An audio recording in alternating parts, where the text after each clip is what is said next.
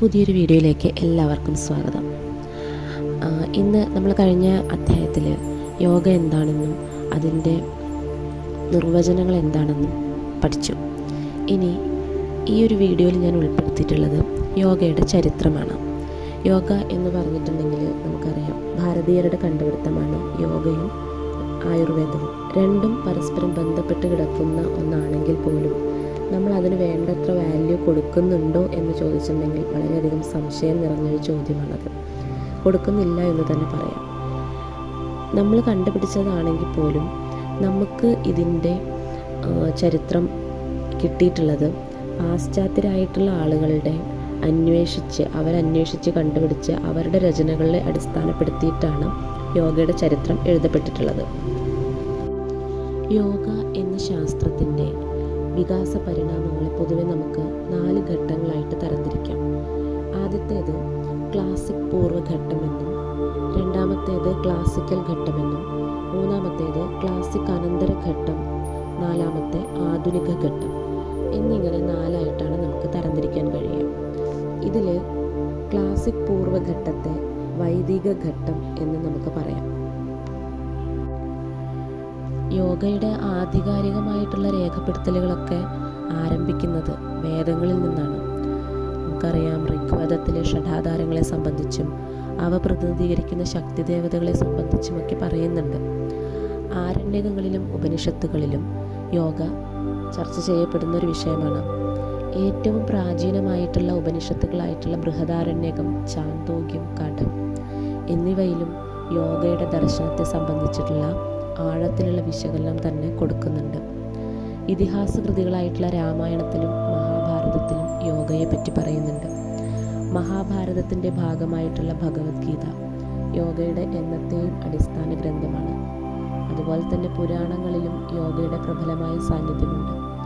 യോഗയുടെ പരമാചാര്യനായിട്ട് പരമശിവനെയാണ് കരുതുന്നത്. ശിവസംഹിതയിൽ വിവിധ യോഗാസന മുറകളെ കുറിച്ചൊക്കെ വിവരിക്കുന്നുമുണ്ട്. ഇത്തരം ഇൻഫർമേഷൻസാണ് ക്ലാസിക് പൂർവ്വഘട്ടത്തെ കുറിച്ചിട്ട് നമുക്ക് പരിചയപ്പെടാനുള്ളത്. രണ്ടാമത്തെ ഘട്ടമായിട്ട് പറയാൻ കഴിയുന്നത് ക്ലാസിക്കൽ ഘട്ടം.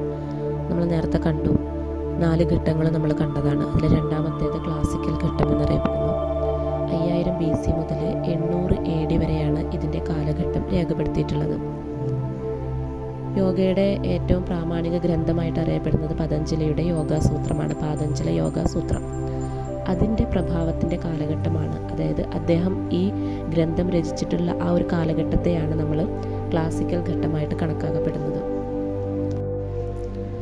പതഞ്ജലിയുടെ കാലം പ്രാചീന ഉപനിഷത്തുകൾ ഉൾപ്പെടെയുള്ള വൈദിക സാഹിത്യത്തിന് ശേഷമാണ് എന്നത് ഒരു സംശയമില്ലാത്തൊരു കാര്യമാണ്. അതുപോലെ ദർശനങ്ങളിലെ ഏറ്റവും പ്രാചീനമെന്ന് കരുതപ്പെടുന്ന സാംഖ്യദർശനത്തിന് ശേഷമാണ് ഈ ഒരു കാലഘട്ടം. പതഞ്ജലിയുടെ യോഗ ദർശനം അടിസ്ഥാനമാക്കിയിട്ടുള്ളത് കപിലമുനിയുടെ സാംഖ്യദർശനത്തെയാണ്. പതഞ്ജലിയുടെ അഷ്ടാംഗയോഗത്തിൻ്റെ പ്രഭാവം നമുക്ക് ജൈന ദർശനത്തിലെ പഞ്ചമഹാവ്രതത്തിലും അതുപോലെ ബൗദ്ധ ദർശനത്തിലെ അഷ്ടമാർഗത്തിലുമൊക്കെ കൂടുതലായിട്ട് പ്രതിപാദിക്കപ്പെടുന്നുണ്ട്.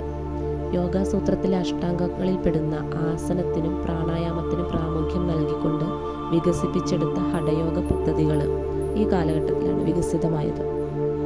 നമുക്കറിയാം, ഹഠയോഗം എന്ന് പറഞ്ഞിട്ടുണ്ടെങ്കിൽ ആസനങ്ങൾക്കും പ്രാണായാമങ്ങൾക്കൊക്കെ കൂടുതലായിട്ട് പ്രാധാന്യം നൽകുന്ന ഒന്നാണ്. അത് ഈ കാലഘട്ടത്തിൽ വികസിപ്പിച്ചതാണ്.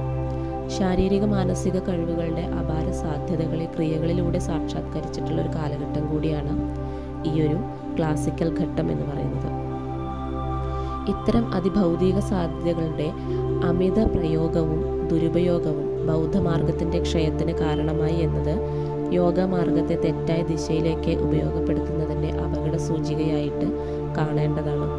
പതഞ്ജലിയുടെ യോഗാസൂത്രത്തിന് വിവിധങ്ങളായിട്ടുള്ള ഭാഷ്യങ്ങൾ ഉണ്ടായതും ഈ കാലഘട്ടത്തിലാണ്. ഇതിൽ ഏറ്റവും പ്രധാനപ്പെട്ടതായിട്ട് കരുതപ്പെടുന്നത് വ്യാസഭാഷ്യമാണ്. ഇത്രയുമാണ് ഇന്നത്തെ വീഡിയോയിൽ നമ്മൾ ഉൾപ്പെടുത്തുന്നത്. ബാക്കി 2 ഭാഗങ്ങളെ പറ്റി ഇതിൻ്റെ കണ്ടിന്യൂഷനായിട്ട് അടുത്ത ഭാഗത്തിൽ നമ്മൾ ഉൾപ്പെടുത്തുന്നുണ്ടാവും.